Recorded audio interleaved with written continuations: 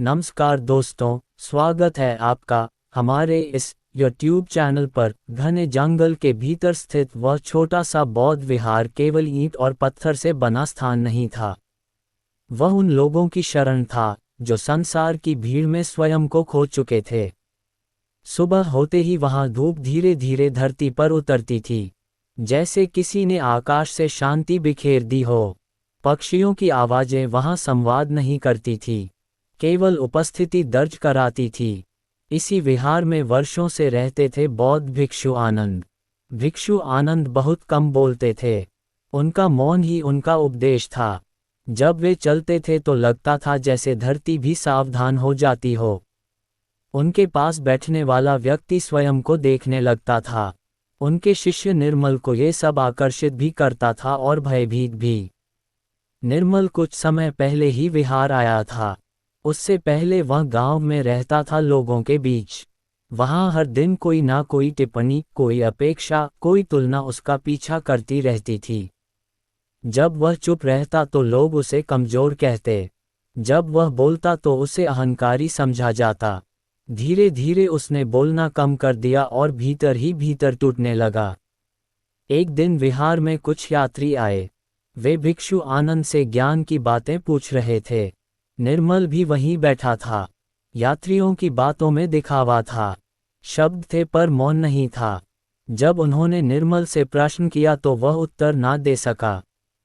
उसके भीतर एक डर उठ खड़ा हुआ। उसे लगा कि सब उसे आंक रहे हैं। उसी क्षण उसे पहली बार महसूस हुआ कि भीड़ में रहकर भी वह कितना अकेला है। उस शाम वह बहुत देर तक विहार के पीछे बहती छोटी नदी के किनारे बैठा रहा। जल बह रहा था, बिना रुके, बिना प्रश्न किए। उसने सोचा कि जल को किसी की स्वीकृति की आवश्यकता नहीं होती। फिर मन में प्रश्न उठा कि मनुष्य को क्यों होती है। उसी रात उसने निश्चय किया कि वह भिक्षु आनंद से अपने मन की बात कहेगा। अगली सुबह जब धुंध अभी पूरी तरह छठी नहीं थी, वह भिक्षु आनंद के पास पहुंचा। उसने कहा कि उसे अकेले रहना अच्छा लगता है, पर जैसे ही वह अकेला होता है, डर उसे घेर लेता है। लोगों की आवाजें उसके भीतर गूंजने लगती हैं। भिक्षु आनंद ने उसकी बात सुनी पर कोई उत्तर नहीं दिया। उन्होंने केवल इतना किया कि उसे अपने साथ चलने को कहा। दोनों विहार से दूर जंगल के भीतर गहराई तक चले गए। रास्ते में एक स्थान आया जहां एक पुराना टूटा हुआ वृक्ष पड़ा था। उसके चारों ओर नए पौधे उगाए थे। भिक्षु आनंद वहां रुक गए। उन्होंने हाथ से उस वृक्ष की ओर संकेत किया और फिर आगे बढ़ गए। निर्मल समझ नहीं पाया, पर दृश्य उसके मन में बैठ गया। थोड़ा आगे चलने पर उन्हें एक हिरण दिखा। वह अकेला था पर शांत था। निर्मल ने पहली बार देखा कि अकेलापन और भय एक ही नहीं होते। जंगल में चलते चलते उसका मन धीमे धीमे शांत होने लगा, पर भीतर का प्रश्न अभी जीवित था। अंत में वे एक खुली जगह पर पहुंचे। वहां कोई मूर्ति नहीं थी, कोई चिन्ह नहीं था, केवल खुला आकाश और धरती थी। भिक्षु आनंद वहां बैठ गए और आंखें बंद कर ली। बहुत देर बाद उन्होंने कहा कि जो व्यक्ति अकेले रहने से डरता है, वह वास्तव में स्वयं से डरता है। संसार तो केवल आईना है। उस दिन निर्मल को कोई समाधान नहीं मिला, पर उसे पहली बार सही प्रश्न मिला। लौटते समय उसका मन भारी नहीं था, बस शांत था। उसे पता नहीं था कि यह शांति तूफान से पहले की है जो उसे स्वयं से मिलने की ओर ले जाएगी। जंगल उसी तरह शांत था, विहार वैसा ही था, पर निर्मल भीतर से बदलने लगा था। अकेलापन अब केवल पीड़ा नहीं, एक द्वार बन चुका था। सूर्य अस्त होने लगा था। भिक्षु आनंद और निर्मल उस खुले स्थान से लौट आए, पर भिक्षु आनंद ने वहीं रुककर निर्मल को संकेत किया कि वह आज की रात अकेले इसी वन में बिताए। ना कोई मंत्र, ना कोई निर्देश, ना कोई सहारा, केवल स्वयं के साथ रहना। निर्मल का हृदय तेज धड़कने लगा। दिन में जो जंगल शांत लगता था, वही जंगल अब रहस्यमय और भयावह प्रतीत होने लगा। पेड़ों की ऊंचाई, पत्तों की हलचल और अंधकार की गहराई उसे भीतर तक डरा रही थी। फिर भी उसने भिक्षु आनंद के चरणों में सिर झुकाया और वहीं बैठ गया। रात पूरी तरह उतर चुकी थी। चारों ओर अंधकार था, पर भीतर उससे भी अधिक। कभी किसी जीव की आवाज आती, कभी हवा अचानक तेज हो जाती, हर आहट उसे चौंका देती। उसका मन बार बार विहार की ओर भागना चाहता था। उसे लगा कि अकेलापन उसे तोड़ देगा। धीरे धीरे उसके भीतर विचारों की भीड़ उमड़ पड़ी। लोगों के ताने, पुराने अपमान, अधूरी इच्छाएं, असफलताएं, सब कुछ एक एक कर सामने आने लगा। वह उनसे बचना चाहता था, पर इस बार भागने का कोई रास्ता नहीं था। पहली बार वह अपने मन के सामने निहत्था बैठा था। समय बीतता गया, थकान ने उसके भीतर के प्रतिरोध को कमजोर कर दिया। उसने विचारों से लड़ना छोड़ दिया। वह उन्हें देखने लगा जैसे कोई नदी के किनारे बैठकर बहते जल को देखता है। तभी उसे एक अजीब सी अनुभूति हुई। विचार आते थे पर टिकते नहीं थे। डर था पर वह स्थायी नहीं था। किसी क्षण उसने आकाश की ओर देखा। तारों से भरा आकाश शांत था। उसे लगा जैसे आकाश अकेला है, फिर भी पूर्ण है। उसी क्षण उसके भीतर एक गांठ खुलने लगी। उसने जाना कि अकेले रहना अभाव नहीं है। अभाव तो तब होता है जब हम स्वयं को छोड़ देते हैं। रात के अंतिम प्रहर में उसने पहली बार गहरी शांति का स्वाद चखा। ना कोई इच्छा थी, ना कोई भय, केवल श्वास का आना जाना था। उसे लगा कि वह स्वयं के बहुत पास आ गया है। इतना पास के शब्दों की आवश्यकता ही नहीं रही। जब सुबह की पहली किरणें जंगल में उतरी, निर्मल उठ खड़ा हुआ। उसकी आंखों में थकान नहीं थी बल्कि स्थिरता थी। वह चुपचाप विहार लौटा। भिक्षु आनंद पहले से ही ध्यान में बैठे थे। उन्होंने आंखें खोली और निर्मल को देखा। कोई प्रश्न नहीं पूछा, कोई उत्तर नहीं दिया। कुछ देर बाद भिक्षु आनंद ने केवल इतना कहा कि जिसने एकांत को मित्र बना लिया, वह संसार में कभी अकेला नहीं होता। वह लोगों के बीच भी शांत रहता है और अकेले में भी पूर्ण। निर्मल ने उस दिन जाना कि अकेलापन और एकांत में वही अंतर है जो अंधकार और रात्रि में होता है। अंधकार दर्द देता है पर रात्रि विश्राम देती है। उसी दिन से अकेले रहना उसके लिए पलायन नहीं साधना बन गया। जंगल वहीं था, विहार वहीं था, पर निर्मल अब वहीं नहीं था। उसने स्वयं को पा लिया था। घने वन के मध्य एक प्राचीन बौद्ध विहार स्थित था। इसी विहार में वर्षों से बौद्ध भिक्षु आनंद रहते थे। उनका जीवन सरल था, वाणी कम और दृष्टि गहरी थी। इसी विहार में उनका एक युवा शिष्य रहता था। वह शारीरिक रूप से शांत दिखाई देता था, पर उसके भीतर निरंतर उथल पुथल चलती रहती थी। उसका मन लोगों की बातों से बहुत जल्दी विचलित हो जाता था। कोई कह देता कि उसकी साधना दिखावा है, कोई उसके मौन को कायरता कहता, कोई उसकी सरल मुस्कान को मूर्खता समझता। वह हर शब्द को ऐसे अपने भीतर रख लेता जैसे कांटा त्वचा में धंस जाए। सुबह की प्रार्थना के बाद जब सभी शिष्य ध्यान में बैठते तब भी उसका मन भटकता रहता। लोगों के कहे हुए वाक्य उसके कानों में गूंजते रहते। कभी उसे क्रोध आता, कभी अपमान, कभी स्वयं पर ही संदेह होने लगता। वह सोचता, क्या सच में वह कमजोर है? क्या मौन रहना गलत है? एक दिन विहार में कुछ यात्री आए। उन्होंने भिक्षु आनंद से तो आदर से बात की पर शिष्य को देखकर आपस में हंसने लगे। किसी ने कहा कि यह तो बोलता ही नहीं। किसी ने कहा कि ऐसे लोग संसार से भाग जाते हैं। शिष्य ने सब सुना। उसने कुछ कहा नहीं पर उसके भीतर कुछ टूट गया। उस रात वह देर तक सो नहीं सका। चंद्रमा की रोशनी कक्ष में फैल रही थी, पर मन अंधकार से भरा था। अंततः वह उठा और भिक्षु आनंद के कक्ष की ओर चला गया। आनंद दीपक के पास बैठे ध्यान कर रहे थे। शिष्य ने कांपती हुई आवाज में कहा, गुरुवर, मैं प्रयास करता हूं कि शांत रहूं, पर लोग मुझे चैन से जीने नहीं देते। मैं चुप रहता हूं, फिर भी लोग मुझे घायल कर देते हैं। क्या हर बात सहना ही साधना है? आनंद ने तुरंत उत्तर नहीं दिया। उन्होंने शिष्य की आंखों में देखा। उन आंखों में पीड़ा थी, थकान थी और एक मौन पुकार थी। कुछ क्षणों का मौन बीता, फिर आनंद बोले, तुम जो पीड़ा महसूस कर रहे हो, वह लोगों की बातों से कम और उन्हें अपने भीतर स्थान देने से अधिक है। शिष्य ने सिर झुका लिया। उसके लिए ये समझना आसान नहीं था। आनंद ने आगे कहा, तुम्हारे भीतर अभी बहुत कुछ भरा है। जब पात्र भरा हो तो थोड़ा सा भी और गिराया जाए तो वह छलक जाता है। फिर उन्होंने कहा, कल प्रातः मेरे साथ वन चलना। कुछ प्रश्न ऐसे होते हैं जिनका उत्तर शब्द नहीं देते, अनुभव देता है। शिष्य ने पहली बार महसूस किया कि शायद समस्या बाहर नहीं, उसके भीतर है। वह मौन में लौट गया। वन की शांति, झरनों की ध्वनि और गुरु की गहरी दृष्टि उसे किसी अनदेखे मार्ग की ओर बुला रही थी। उसी रात वन में हवा कुछ अलग थी, जैसे आने वाले दिनों में शिष्य के जीवन में भी कुछ बदलने वाला हो। प्रभात की पहली ध्वनि विहार की घंटी नहीं बल्कि वन में पक्षियों की चहचहाट थी। शिष्य ने आंखें खोली तो मन में हल्का सा भय था। उसे पता नहीं था कि आज का दिन उसे क्या सिखाने वाला है। वह स्नान कर शांत भाव से आनंद के पास पहुंचा। आनंद पहले से ही तैयार थे। बिना कुछ कहे उन्होंने चलने का संकेत किया। दोनों वन की पगडंडी पर आगे बढ़ने लगे। रास्ता संकरा था, दोनों ओर झाड़ियां थीं। कुछ दूर चलने पर गांव दिखाई दिया।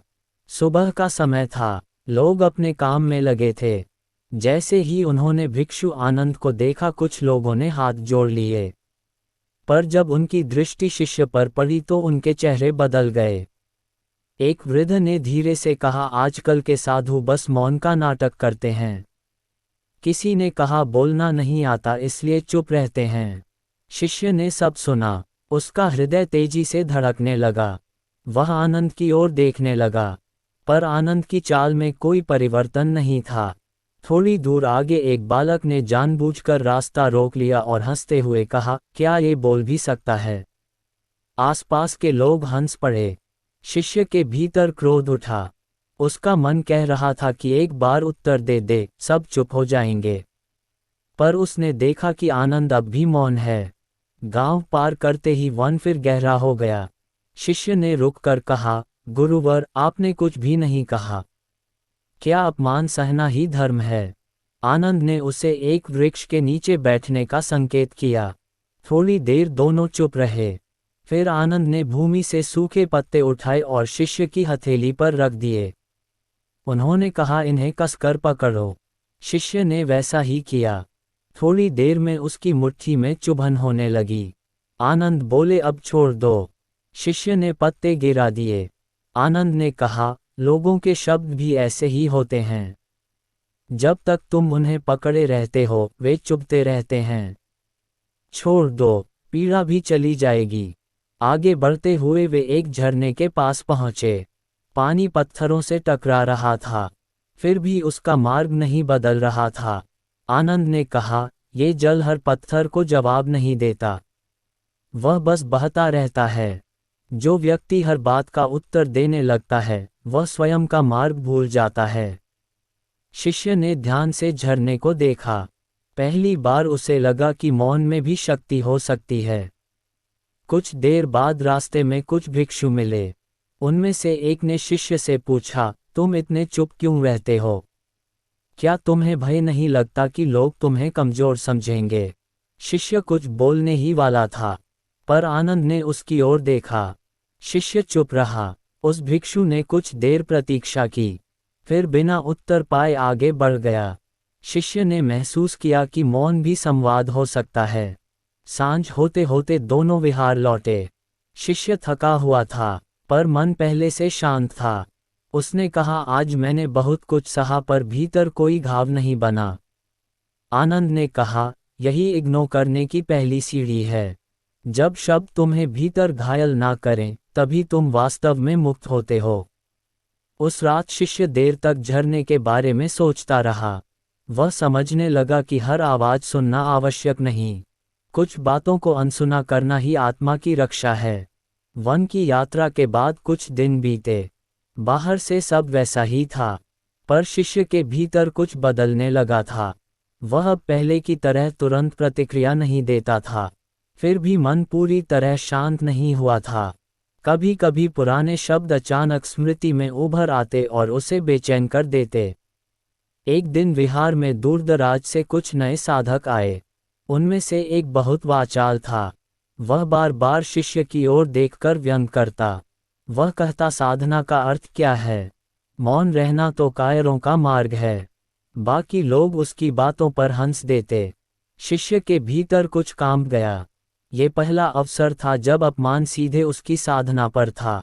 उसका मन चाह रहा था कि वह सबके सामने बोलकर अपनी स्थिति स्पष्ट करें। उसने आनंद की ओर देखा। आनंद ध्यान में बैठे थे, जैसे संसार का कोई शोर उन तक पहुंच ही ना रहा हो। उस रात शिष्य सो नहीं पाया। वह सोचता रहा कि क्या मौन सच में सही है, क्या इग्नोर करना पलायन है। उसका मन दो भागों में बट गया था। एक भाग शांत रहना चाहता था, दूसरा प्रतिकार। अगली सुबह आनंद ने उसे विहार के पीछे स्थित एक पुराने तालाब के पास भेजा। वहां कीचड़ में कमल खिले थे। आनंद ने कहा, आज दिन भर यहीं बैठो, किसी से बात मत करना, केवल देखना। दिन चढ़ता गया। लोग आए। कुछ ने उसे देखा, कुछ ने ताने मारे। एक व्यक्ति ने जानबूझकर तालाब का कीचड़ उछाल दिया। शिष्य का वस्त्र गंदा हो गया। भीतर क्रोध उभरा, पर उसने कुछ नहीं कहा। सांझ तक वह थक गया था। तभी उसकी दृष्टि कमल पर पड़ी। कीचड़ में जन्म लेकर भी वह निर्मल था। शिष्य को पहली बार भीतर से अनुभूति हुई कि गंदगी बाहर की हो सकती है, भीतर की नहीं। रात को वह आनंद के पास गया और बोला, गुरुवर, आज मैंने बहुत अपमान सहा। मन कई बार टूटने को हुआ। आनंद बोले, तुमने सहा नहीं, तुमने देखा और छोड़ा, यही अंतर है। कुछ दिन बाद शिष्य को भिक्षा हेतु अकेले पास के गांव भेजा गया। वहां एक व्यक्ति जो पहले भी उसका उपहास कर चुका था, फिर मिला। उसने ऊंची आवाज में कहा, देखो, वही चुप रहने वाला साधु आ गया। इस बार शिष्य के भीतर कुछ नहीं हिला। उसने उस व्यक्ति को देखा, हल्की मुस्कान दी और आगे बढ़ गया। उसे पहली बार अनुभव हुआ कि मौन में भी गरिमा होती है। गांव से लौटते समय उसके कदम हल्के थे। वह समझने लगा था कि हर लड़ाई बाहर नहीं लड़ी जाती, कुछ युद्ध भीतर जीते जाते हैं। आनंद ने उसे देखकर कहा, आज तुमने पहली बार स्वयं को इग्नोर नहीं किया। शिष्य को यह वाक्य समझ में आ गया। वह जान गया कि अब उसकी साधना केवल ध्यान की नहीं, चेतना की भी है। समय धीरे धीरे आगे बढ़ा। ऋतुएं बदली, वर्षा आई, फिर शरद और हेमंत। विहार वहीं था, वन वहीं था, पर शिष्य अब वही नहीं रहा था। उसके चेहरे पर स्थायी शांति उतर आई थी। उसकी चाल में उतावलापन नहीं था और उसकी आंखों में किसी से सिद्ध होने की आकांक्षा नहीं थी। विहार में अब कई नए साधक आने लगे थे। कुछ शिष्य उसकी ओर खींचे चले आते। वे पूछते, आप इतने शांत कैसे रहते हैं? लोग कुछ भी कहें, आपके चेहरे पर कोई हलचल क्यों नहीं होती? वह शिष्य अब पहले जैसा मौन नहीं रहता था। जब आवश्यकता होती वह बोलता, पर उसके शब्दों में कोई कठोरता नहीं होती थी। वह कहता, जो बातें तुम्हें भीतर से तोड़े उन्हें इग्नोर करना सीखो, जो बातें तुम्हें समझाएं उन्हें अपनाओ। एक दिन वही वाचाल साधक फिर विहार आया जिसने पहले उसका अपमान किया था। इस बार उसका स्वर बदला हुआ था। उसने झुककर कहा, मुझे क्षमा करें, मैंने आपको कमजोर समझा, पर आपकी शांति ने मुझे विचलित किया। शिष्य ने कोई उत्तर नहीं दिया। उसने बस उसके सामने जल से भरा पात्र रख दिया। जब वह साधक झुका तो पात्र छलक गया। शिष्य ने कहा, जब मन भरा हो तो थोड़े से शब्द भी छलक जाते हैं, खाली मन ही शांत रहता है। भिक्षु आनंद दूर से ये सब देख रहे थे। उन्होंने किसी को नहीं टोका। उन्हें पता था कि अब शिष्य उपदेश से नहीं, उपस्थिति से सिखा रहा है। कुछ दिनों बाद गांव में एक विवाद हुआ। लोग आपस में कठोर शब्दों से घायल कर रहे थे। वे शिष्य के पास आए और बोले, आप कुछ कहिए। शिष्य वहां पहुंचा। उसने किसी का पक्ष नहीं लिया। उसने बस सबको कुछ देर चुप बैठने को कहा। पहले लोग हंसे, पर फिर मौन छा गया। उस मौन में क्रोध ठहर गया। विवाद स्वयं ही शांत होने लगा। लौटकर आनंद ने कहा, अब तुम इग्नोर करने की अंतिम सीढ़ी पर हो। तुम न केवल स्वयं शोर से मुक्त हो, बल्कि दूसरों को भी शांति का अनुभव करा रहे हो। शिष्य ने चरणों में नमन किया। उसने कहा, गुरुवर, आपने मुझे बोलना नहीं सिखाया। आपने मुझे अनावश्यक को छोड़ना सिखाया। उस रात वन में चांदनी फैली थी। झरना बह रहा था, वही झरना जिसने एक दिन उसे मौन का अर्थ सिखाया था। अब शिष्य उसके पास बैठा था, पर सीख लेने नहीं, बस होने के लिए। भिक्षु आनंद ने मन ही मन कहा, जब शिष्य मौन में स्थिर हो जाए तब गुरु का कार्य पूर्ण होता है। वन शांत था, पर यह शांति अब केवल स्थान की नहीं थी, यह मनुष्य की उपलब्धि थी। तो दोस्तों, वीडियो अच्छी लगी हो तो वीडियो को लाइक और चैनल पर नए हो तो चैनल को सब्सक्राइब जरूर करें। धन्यवाद।